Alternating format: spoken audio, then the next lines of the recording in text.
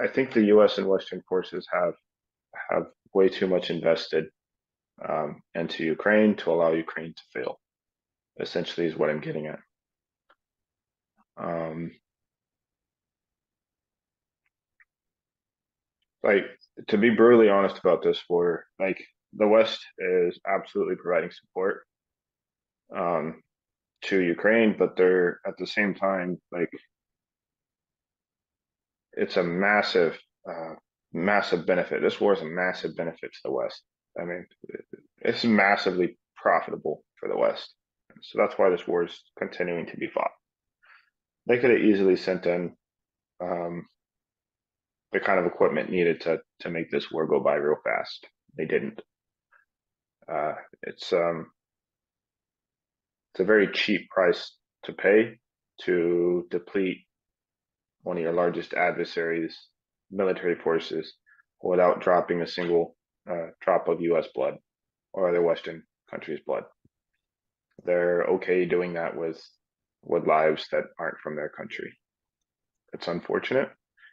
It's unfortunate that um, Ukrainians know this.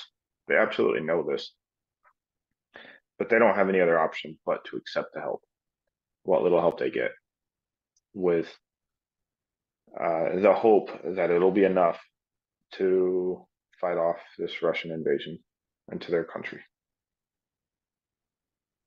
So you're down the same path as this is a essentially in many regards um, between Russia It's a and the proxy US at war, least a proxy war, and absolutely a a proxy war. Ukrainian fight for survival caught in the middle.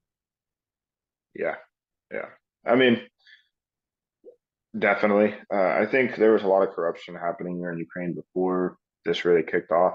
Um, there was a lot of U.S. politicians. There was a lot of uh, people in foreign countries that were profiting massively on uh, corruption here in Ukraine. Um, so